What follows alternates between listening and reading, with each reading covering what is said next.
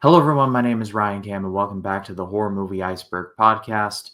This is the show where myself and Russell have a watch disturbing horror movies until we tap out. And Russell clearly has not tapped out because he is doing this from his vehicle at the time of this recording. Russell, how are you? I'm doing good, man. Never say die, never say quit.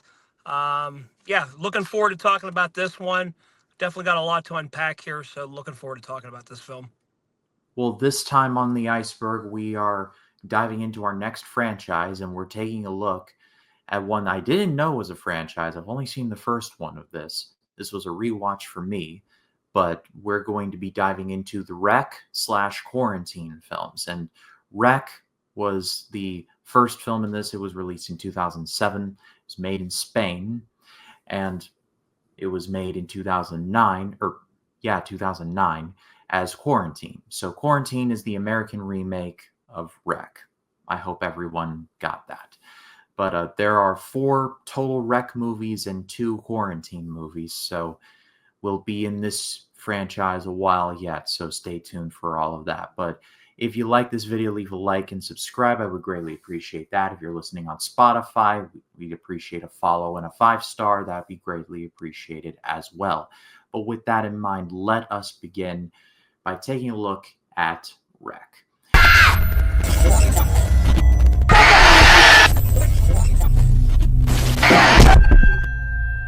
This was released in 2007, like I mentioned, in the country of Spain. It was directed by Wami Balaguero and Paco Plaza. I probably butchered those names, and I apologize to those gentlemen vociferously because they actually made a really good movie, and I don't want them to be offended.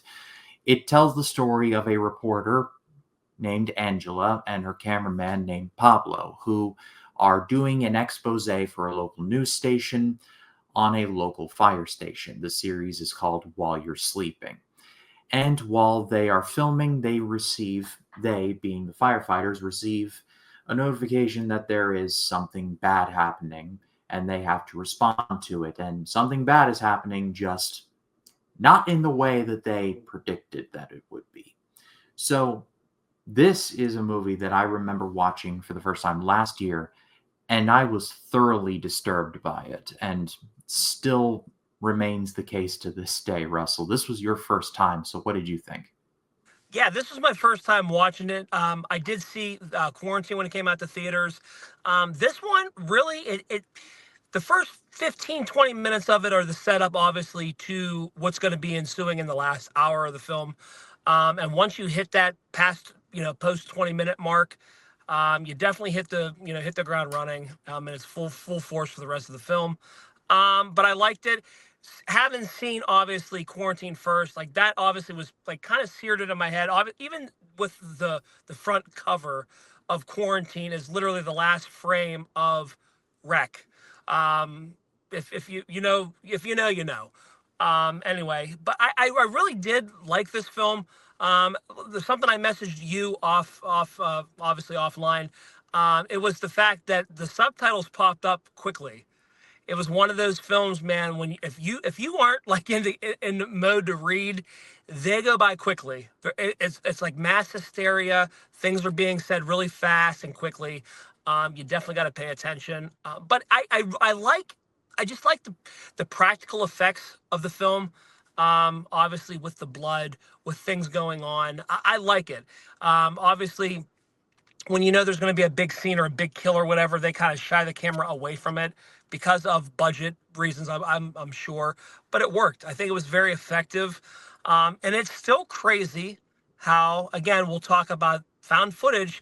We always talk about the Blair Witch Project and how the camera falling down to the ground is like the go-to for all these films. It's quite crazy. But I did enjoy the film for what it's worth. It kind of really makes me really want to watch Quarantine. Like I said, I haven't seen it since it came out, so definitely deserves a rewatch. But I liked Wreck, face value for what it was. Definitely a very low budget film, But just appreciate the other things that a lot of people wouldn't appreciate. Like I said, the makeup, the effects, just with the blood and just the stuff like that, the practical effects like that, I think were fantastic.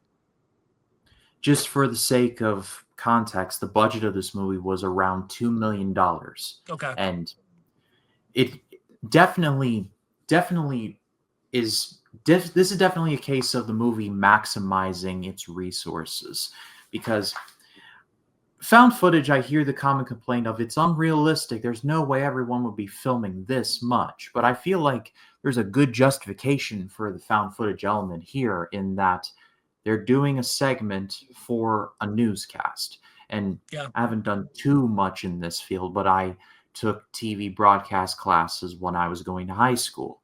And so when you're filming for something, you film everything, because you just never know what you're going to use. You might film a bunch of things and you're like, it turns out to be nothing. But then in and amongst that trash, there's like the little treasure of, there's like what I'm going to lead off with this. So the concept of gathering B-roll and just filming when you're probably not supposed to, I think if there is a better justification for found footage in this case, I've yet to see it. No, I like that. I like the fact because okay, they're filming for the news. Obviously, they have to have access to camera. So yeah, I do like that, and I like the fact that we, the viewer, are actually getting like behind the curtains, like behind the curtain, like scenes here where they want the camera to be shut off and stuff like that. But our our journalists, our camera crew. Um, and news reporter do not want that. They want everybody to be informed about what's going on, all the events that are unfolding, what's happening, because something feels off. Something doesn't feel like it's being communicated across the board. There's things that are being hidden or not told truthfully. And it's up to the journalist and to the news reporter, to the cameraman, to really convey that. And I think that's a great excuse, obviously, to have a camera because of the fact they work in the news industry. It's perfect. It's not like, we're out in the woods and we're just going to hold a handheld camera and just see what's going on. You know what I mean? Like, she's filming for, she kind of wants to get a life behind what it's like to be a firefighter, to like just kind of like get everybody kind of like up to date on, well, what's the day to day like? Is it just fighting fires all the time? Oh no, it's rescuing cats, it's doing this, it's doing that. A lot of the things like that they're doing aren't fighting fires, like 75% of the time, 80% of the time.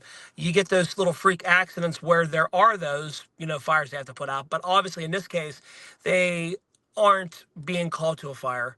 So what's happening? And that's how this movie unravels. And I like it. I like the fact that, kind of what you said. This is an excuse to have a camera, so obviously you have to make full use of it, and you really can't argue against it. I mean, This movie is a perfect example of what Paul Heyman, the wrestling manager, once referred to as a must-lose situation, because there's no way that these people get out of this alive. And the movie makes no bones about, there's no like miracle save, like, oh, they made it out. It's like, no, once they're in, they're not getting out. And like you said, the first 15-20 minutes is like they're doing their news thing, yeah, they're shooting footage. Firefighters play basketball, which I think is a nice touch. And then yeah. they get called to help out at the building. And then once the building gets locked down, it's pretty much game over. Yeah, it's mass hysteria, really. And the fact that they are sardined in this building, they are being literally quarantined, hence the title quarantine. They're being quarantined in this building, um, because of things that they later find out why. Why is it? Okay, because of this, because of that. Obviously, we find out what's going on. They start putting the pieces of the puzzle together, and then you obviously understand why they are quarantining this building. And it's scary because of the fact that, just when they want to try to escape, they can't because literally they are being surrounded by, you know, uh, military. But to me, it's like one of those things where it's like, you know what? At that point, what do you have to lose? Them shooting you down? Does it really matter at that point? Why not go out there and try to make one last stand, so to speak. You are already, like you said, you're already kind of shit out of luck. You're trapped. Why not try to make a stand and try to get out? But yeah, this film doesn't pull any punches. Like I said, once the 20 minutes, table setting get underway, then you're really hitting the ground running, and you definitely have to read really fast because those words fly by on the screen on the bottom. Yeah, my biggest problem that I have with the movie is what I mean, at this point, I'm just going to call it uncut gems syndrome, where people are Okay. talking so fast and Yeah. so loud that you just want to be like, guys, stop one at a Yeah. time. Like, Yeah. there's a little bit of it in Honora, which I like Honora very much, but Yeah. like a lot of the dialogue in that just devolves into them just yelling, like, what is going on? Yeah. Fuck you. Like, and that's Yeah. literally the dialogue for like several scenes. Not Yeah. that there's necessarily that's movie killing for me. I just don't like it when movies just have to force the need to like have people talk over each other. It's a pet peeve of mine, I guess. And for the mood they're going for with Wreck, I get what they're going for. Yeah. I'm just not a huge fan of it at times. No, I understand what you're saying because it gets very monotonous. It gets very like ear cringing, because of the fact that it's always screaming. It's always this. It's always that. It's like we get it. This is a very like scary, time. This is a very like, you're literally quarantined in this building where all hell's breaking loose. We get it, but it is kind of overkill with the loud noises and stuff like that. You're watching it and you're like, oh my god, like okay, we get it. Like it's terrifying. We understand it's kind of overkill. It's like beating the dead horse. We get it. Kind of what you're saying. And obviously with Honora, yeah, there's a lot of like over talking and talking, like, you know what I mean? Like when, obviously when Honora's talking and they're getting into arguments and stuff like that. And they're arguing, she's arguing with, his family and stuff like that. There's a lot of over talking scenes, like where like the characters definitely talk over one another. This one's more like, okay, we could have scaled it back a little bit and not made it so over the top. But still, I think it's still effective enough. The movie's short enough to where you can kind of forgive that. I say it's worse more, I would say, in the last half hour of the film. Mm. Yeah. Yeah, and just to point out the length, the movie's 78 minutes long, so it's Yeah. not even 90 minutes. It does not overstay its welcome at all. Like the pacing in this is actually really wicked good. Like in Yeah. terms of like it drops you like the girl standing in front of the fire truck, and then at the end, it's like the ultimate case of how it started versus how it's going. Yeah. No, 100%. And obviously, if you've seen the quarantine, I have the quarantine DVD. The movie poster obviously kind of gives a lot away. Like I wish it wouldn't have been as so descriptive, but if you know what I'm talking about, you know the scene. I wish they kind of would have done something different with the marketings, as opposed to like having that, as your movie poster. Could have done so many more creative things with that. But it is what it is at the end of the day. But it does not stay It's it's over. one It doesn't stay. It doesn't overstay its welcome. 78 minutes goes by rather quickly. Um, and I think it's effective enough. Obviously, it's effective enough to where the Americans were like, oh, let's remake this movie. Like I told you, like we were shooting films back and forth where, they had The Grudge, they had The Ring, they had Pulse, they had one missed call, they had Dark Waters. I mean, you name it, they did it. Because if it was a foreign film that was successful, well, Americans were like, well, we can do it too. So, obviously, Rec, served its purpose there. And I think obviously Rec was, oh no, actually no. The Ring obviously was one of the first ones that they kind of did during that swing in the early 2000s. But Yeah, I mean, yeah. if you don't count Godzilla, then like the Oh yeah, 2000s were Godzilla. Yeah, for a sure. real breeding ground for like Yeah. J horror remakes. Oh, 100%. Like they were like the from 2000 to probably like 2007, 2008. I mean, there was probably at least six or eight that you could count. Yeah, but as far as this movie Wreck goes, I'm going to give this a great rating, but a high great rating, not a full on amazing. I still think a lot of the over talking stuff is very grinding, but that's just a personal preference more than Yeah. anything. I still think this is incredibly effective. Like nearly 20 years later, it still holds up tremendously well. And I have not seen the sequels yet. I hear Yeah. they do unfortunately diminish in quality from some very reliable people in the horror space that I am grateful to know. So I'm Yeah. not looking forward to the decline in quality, but hey, I may be surprised. Who knows?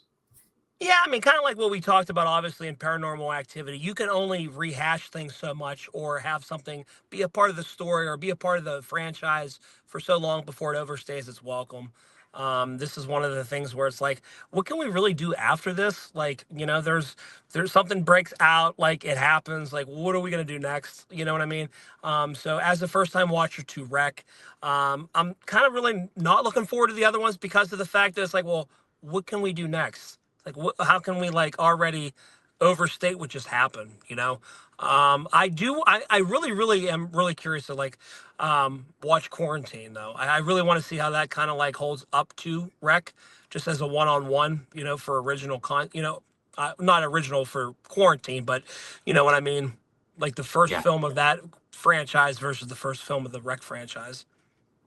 Yeah, it'll be interesting to see like where the differences lie in terms of quality, but we will get to that in some time. But I passed off to all of you. What did you think of Rec? Let us know in the comments. We'd love to read what you have to say. And Russell, thank you so much for getting into your car to do this. Always appreciate it, man. I look forward to always talking about film. It's one of those things where it was like I didn't know what time we were coming back. I knew I could do this, so why not do it? Let's talk about it. It wasn't going to be very long, so let's go ahead and knock it out. All right. Where can the people find you? Yeah, they can find us Notorious by Chance on Facebook. That is the group where we put polls up. Chance and I have been in communication. We will be reviewing Anora here soon. We were going to review it. It was like last week. My daughter had her friend over, so didn't get a chance to, dad duty calls. So I had to do all that stuff. But we will be reviewing Anora and getting things back on track. So you guys can find us there. You guys can find us on YouTube, Notorious by Chance, at NBC Podcast on X, and at NBC Podcast on TikTok, which we really got to start. I know we keep talking about it. I got to start, just got to start putting stuff together there. TikTok's just it's so easy. You go in there, you talk 30 seconds about a film, 45 seconds about a film that you go see. So maybe I'll do it this weekend. There's a couple movies I want to see. We got tickets for F1 tomorrow in the D box, which I'm really excited about, the vibrating seats. And then Ooh. I definitely want to, and I think that's a perfect film for it. I think this is going to be a great experience. And Megan too. I don't mind watching. I was okay with the first one, so I want to kind of see how over the top this one's going to be. Yeah, but all those links will be in the description. Go give them a subscribe. The Kaczynski Project rolls on. Talking Gotham rolls on here on the channel. I got a lot of stuff coming up, so stay tuned for all of that. But for Russell, my name is Ryan Cam. We will see you all next time. Y'all take care.